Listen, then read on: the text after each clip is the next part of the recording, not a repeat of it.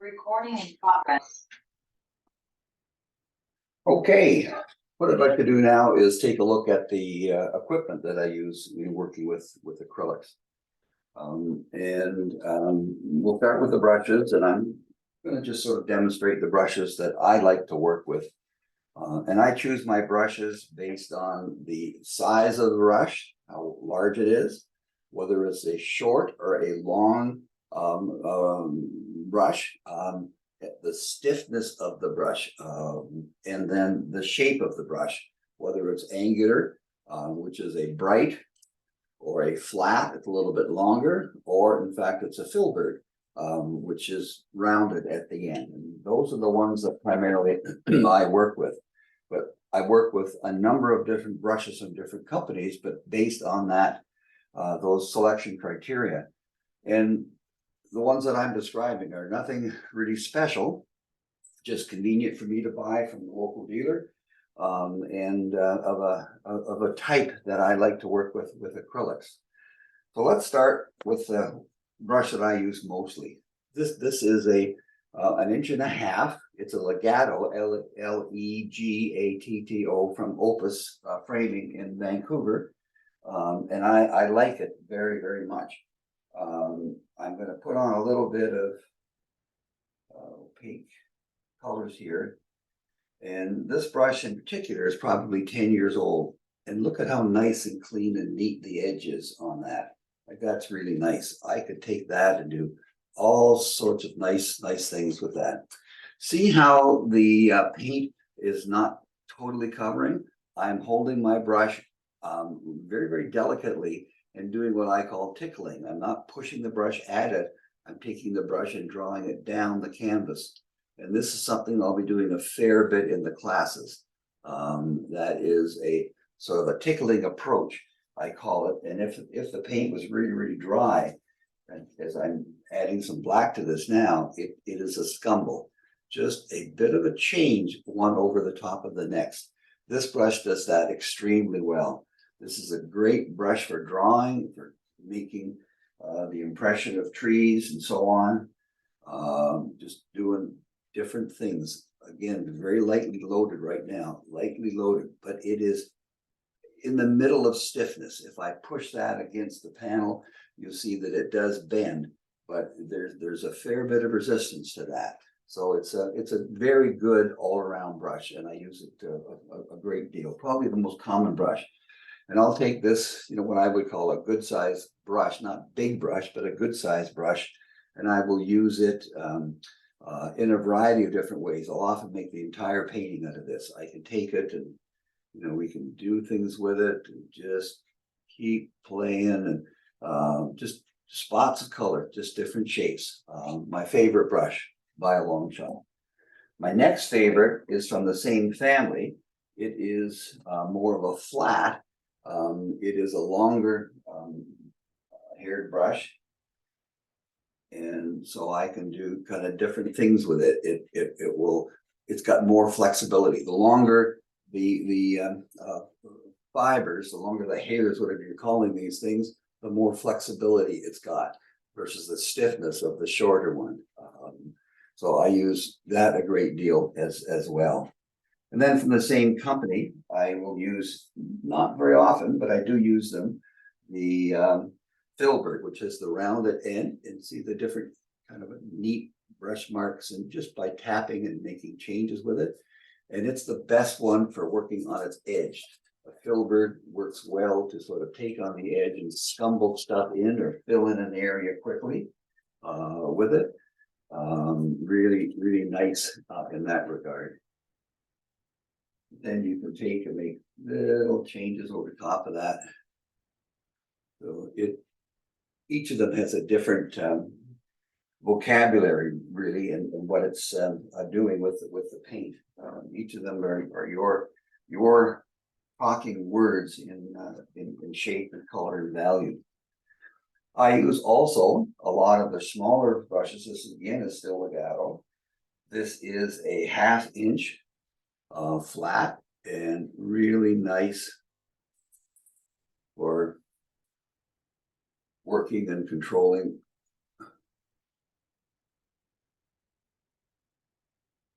And it is the medium stiffness again, the legato medium stiffness. And if I wanted a drawing brush, a very fine one, that's the one I would grab as well, would be the legato. Very, very nice. And again, it's not that I'm encouraging the particular product, but that this is a medium stiffness of different lengths of hair, synthetic hair, if you like, and different shapes of the end. The other two major ones that I work with that come from Opus are the very stiff ones. This is a Denman. It's extremely stiff, and you can hardly. I mean, I can. Oh, sorry. I can push the canvas with this thing, and it hardly bends at all. And that's really great for making very distinct, very sharp, very clear brush marks with it. So I use it a lot for drawing, filling things in. Now that this is drying, let me just demonstrate something else here. So I'm taking a little bit of the red paint with the Denman, and I'm going to tickle that over top of that first one I did. And see, now I'm starting to build a variety of different colors, and those are reds and greens, and that's called optical mixing. But it just, from laying the brush on its flat and bringing it down, you can introduce just gently, especially with these stiffer brushes, you can introduce gently gradations of change of color. That's not dry. It's got to be dry to make it work, but let's try anyhow. There's some yellow going over top of that. And so I'll often take an area where would yellow be good. Let's stick it over the green. I think you can see that where it's starting to make a change in the look of that. That is just scumbling, just dry scumbling.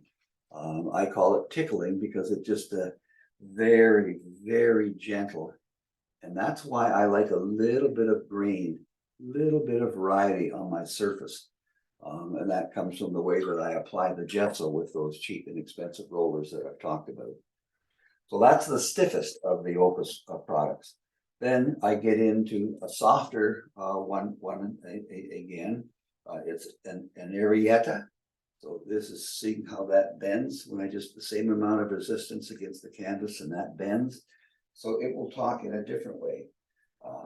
It is useful for a variety of different calligraphy changes that are really nice. Each of them does a different thing. They say different things.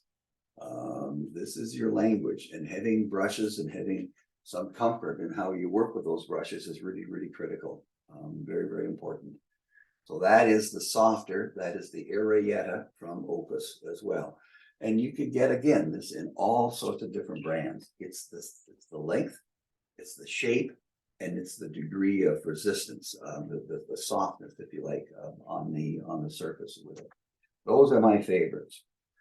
Then I moved into sort of my next favorites, which are the Princeton line that I work with. And they are really excellent. I have hundreds of brushes. That's not an exaggeration. I have hundreds of brushes, and from quite expensive ones to much less expensive. And my preference, the brushes I end up working with are sort of in the middle, price-wise, with it. And like the Opus ones will often come on sale as well, so I keep an eye out for that. But I have hundreds of brushes, and then I end up using the same old brushes all the time. So just the way it is, and this is what in part dictates my style. These are the things that I like working with, and this is what determines the outcome. So I've mentioned in the slide series the Princeton line of brushes, which I like a lot, and the Catalyst, the Aspen, and the Dakota are really excellent. But here's a Dakota. So this is quite a long flat, medium in stiffness, but they have very stiff fibers that really hold and work well. And I beat the heck out of these brushes, and they just come back for more. I can take them, I can work with them in different ways, I can straight line them. They're really, really hold together. They're not stiff, but they act like a stiff brush. It's a different kind of material that they're using, and I like that a lot. Well, that is the Dakota by Princeton, like it. And then the other one is the Aspen by Princeton. And this is another of the flats, so it's long, angular at the end. And I like what it does as well. And it's got more flexibility because it's a little smaller, and it is nice. I mean, the durability, like these brushes have been around for a long time. And I really am really happy with how they take the abuse. Because I treat them royally, I clean them, I treat them royally, but I beat the heck out of them when I'm painting. And then this is a bright. This is an Aspen bright, so it is angular, but it is short, and it's fiber length, and it allows you to control things really quite well. Like it a lot. And then I use an Egbert, which a variety of companies make. I like the one that's made by Princeton in particular, and it is a very long, thin, extremely flexible brush that you can take and do all sorts of inventive and playful things with it, and it is just so nice for being inventive and doing sort of silly things and mixing up stuff together. The outcome is serendipitous. You have really no idea where you're going to end up. And that's a big part of what I want with my paintings. The more I paint, the more I want the outcome to be undefined at the beginning, but develop over time with it. So those are the principal brushes that I use. I also use riggers, so a very fine, small brush, and I use them, of course, for signing. And the signatures that I would make are very sort of loose and impressionistic. They are like the painting itself, and I think that's important. And I want everyone to be a little bit different. And I'll use a color with it that is the same as I've got in the painting, because I want my signature there, but I don't want it to stand out like a neon sign with it. So I do it, fairly clean. This is a poor one. This is starting to display on me now. But then I use this again, for twigs, branches of trees, and so on. And it can be extremely effective. Look to the work of Marc Grambois that I showed in the slides, and how he effectively uses that. So, very, very useful, very, very good. I will use a palette knife, not often, but I do use them.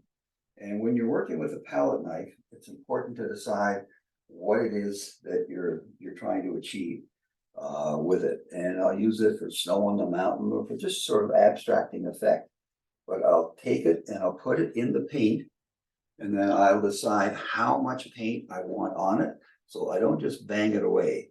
I decide how long a stroke that I want, and so I can take and change that, and then take it down, lay it down, and bang. Lay it down and bang, bang, bang with it, and it will make a really nice, clean, big shape for you if that's what you're after. And there's some serendipity to that as well, which I like.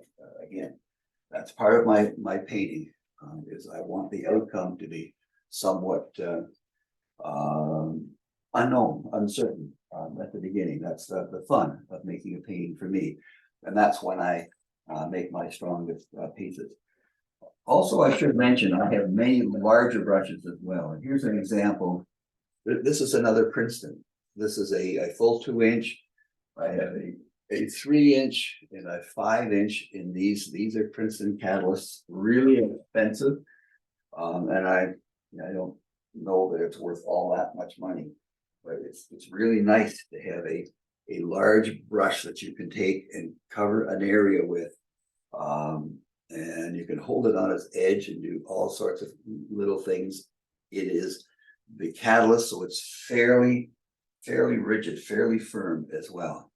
And just with the different shapes, you can go in and create abstracted trees or whatever. So really nice in that regard. Very nice brush. Something I don't do often, but I do is make splatters. And Liquitex has a little system, and you can use the same thing with a toothbrush or just taking a brush and winging it at the painting surface. But I will have little splashes, you know, like snow if you want. So I've taken some white and I've just made it fairly loose, and I can just take and just wing it, or I can flick it, and you can see those, and it tends to abstract. It's like what a lot of watercolorists would use. I don't know if that's showing up there or not, but I think you can see that coming into there, and it has a different kind of effect with it. And so this guy for that works extremely well. Then you can take a soft brush, if you like, and just play with those things, or just leave them alone. But it's just having a variety of different things happening in your painting that's really useful. The other tool that I rely on, that I use all of the time, is the color shaper. This is a 2-inch. I have a 1-inch and up to a 5-inch color shaper. They're fairly expensive and sometimes can be hard to obtain, but they're wonderful for putting on or taking off paint. So if I'm going to change this guy. I'm going to clean this up.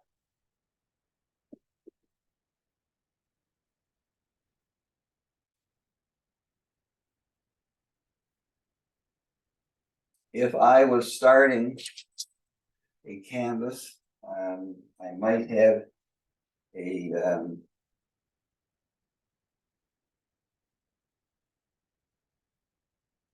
might actually cover it in like that, and pretend that was a tree with it, and I can take the shaper then, and I can go in and do things with it and abstract it. That's a little wet, so it's starting to run, but I can take this and create a bit of a value plan with it, and sort of abstract different things. So it's used as a remover, but I can also take it and use it as an applicant, whatever. So I use it a lot, and I can take that and I can make grasses, so forth with that. Very handy, very useful, in making abstract impressions of things. And yes, there's all sorts of lesser expensive ones, and they help, but they are not the same. They're not the same. And the flexibility that you get with this particular type, these color shapers, is extraordinary. Very useful. So I'll use them a lot in my more sort of abstracted impressionistic paintings. Let me just clean up here a bit.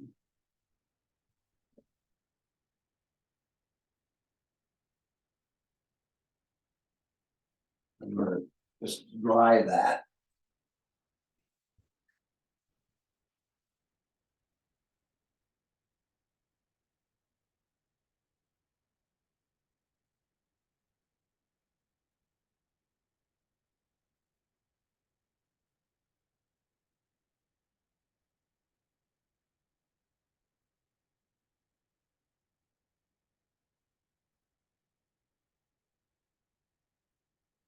The other thing we're going to be doing a lot of is glazing. Glazing, unlike the scumbling, which is using a dry paint, usually an opaque paint, scumbling or glazing uses a transparent. It's critical that you know which of your colors are transparent. People think you can make them transparent by adding water or medium to it, and they become thinner, so it gives you the impression of transparency, but they are not transparent. They're just thinner, and you're diluting out the power of the painting, the pigment that's in the painting. So I'm going to squeeze out a little bit. This is a fluid acrylic now. It is a quinacridone violet. The quinacridones are synthetics and most of them are transparent. I'm going to just pick up a little bit of that with some fresh water and see how you can apply that very, very thinly and how that might change something in a painting. So I'm going to take a little bit more and I'm going to put it over top of that. So that totally changes the look of that green. That was still wet, which I didn't want. Let's try it over here.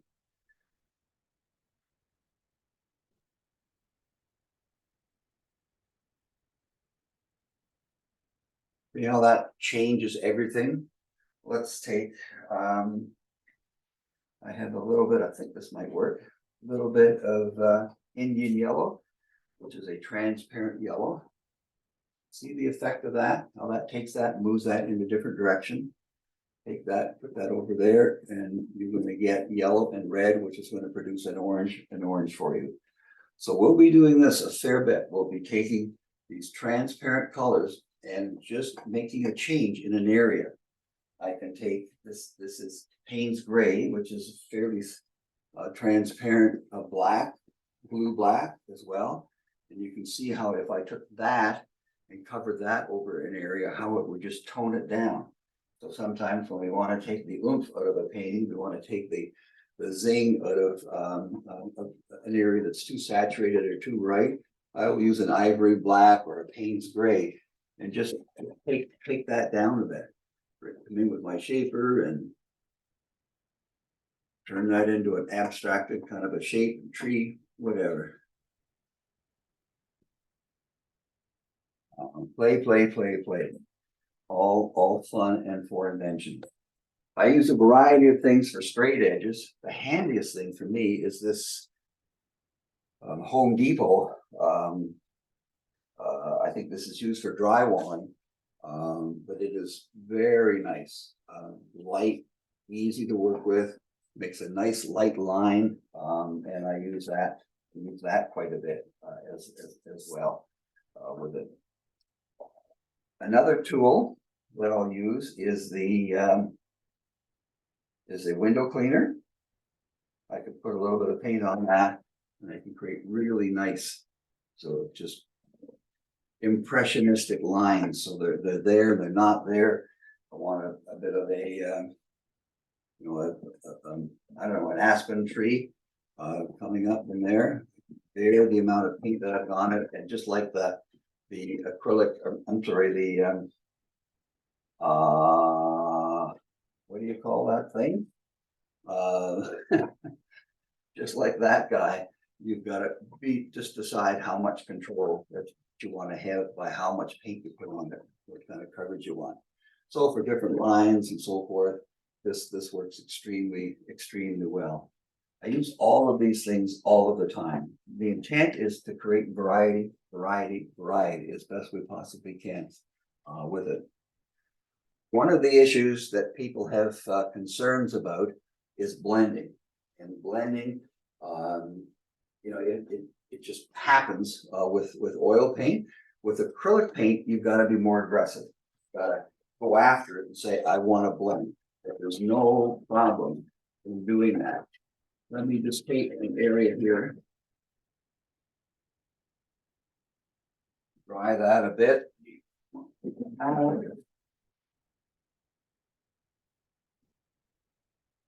And go with a mid-size brush. I keep all these brushes alive. So I'm going to take one of my aspen brushes, and I'm going to make. Let's just draw a ball. So that's my ball. I'm going to put the shadow side of the ball in. I'm going to lighten that up a little bit and put the light side of the ball in. And when it's still fairly wet, you've got no problem in blending. So you've got to be able to go after it and make that happen. As it dries, then you can't reactivate it, but you can make it more active and avoid any issues that you might have by just simply adding moisture. Just add water to the thing, and you can get a nice blended surface with that. Need a little spot coming there. Well, I'm going to let that dry, and then I want to show you something else. I'm going to come back into the blending again. I am a foreground to background painter, not exclusively, but that's generally how I do things. And that is a different approach, and it allows one to be a negative painter. Negative meaning you've got a positive and a negative in everything that you're trying to create. This is the ball, that's the positive, and it's not fully shaped. So I can now come in with what's behind it and shape that, and that is negative painting. I'm coming in around the back and shaping that ball with what's behind it. I could come down here. I'm jumping around here a bit on you, but that's okay. I could come down here if I wanted and turn that thing into an abstracted tree by painting what's behind it.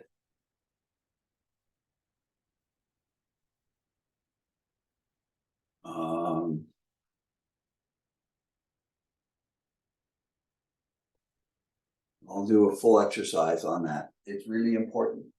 It is a way to create a different kind of an edge and a different kind of appearance than if you did it positively. And it's something that until you start using it, you don't really appreciate the difference between creating that ball positively, the shape of the ball positively, or the shape of the ball negatively. But that is negative painting. Let's dry that.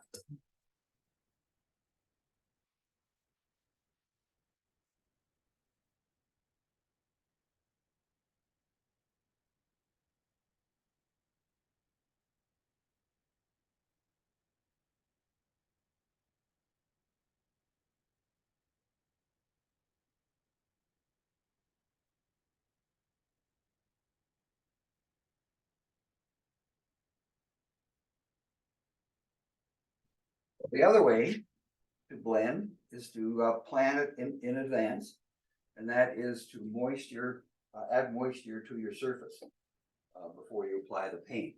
So if I had a great big canvas and I wanted really nice blended clouds, I might do that. I might come in using my little mister spray and just apply that over that area, and then come in with my where's my big guy? Where is my big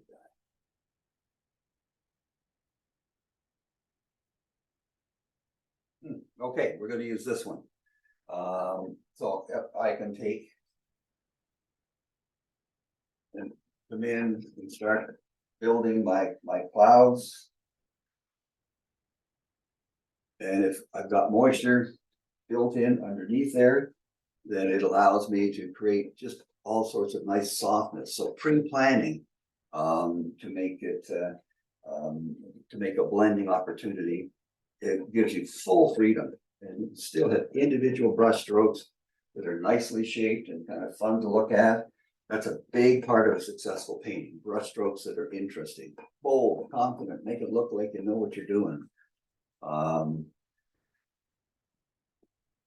Still get in with hard edge stuff, but it allows you to come in and for quite a while, just with a little bit of moisture on the surface, continue to do that. The other approach is to lay down your two areas of color.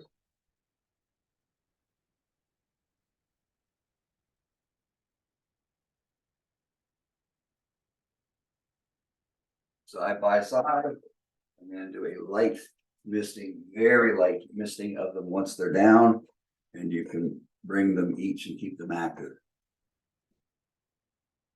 Finally, the approach that I would use, particularly if I'm out of doors, and I wanna, keep my paint alive or wanna be able to blend, I would be adding a medium. And the medium I would use is the gloss glazing liquid or gloss glazing medium, depending on the company. If it says glazing, it means that it has a small amount of retardant added to it. Small amount of retardant added to it, so it keeps it alive longer. We could go right with a straight retarder, but that keeps it alive for me far too long. And it makes it a different feeling to the paint, a different viscosity to the paint. So my preference is not that. So I'm gonna take a little bit of a green, gonna add a bit of the glazing medium to that. And it will thin it down a bit, and that's nice, that's okay. I can take some white, add a bit of the glazing medium to that. And I've got all sorts of time. I've got minutes to take and play with these two colors and get them to where I want them to be on their own. And sometimes you can take, depends on how long we've done this, but you can take a little bit of this glazing medium and come back up to where you think it might have been dried and apply it over it. And sometimes it will reactivate it there. That is starting to move now.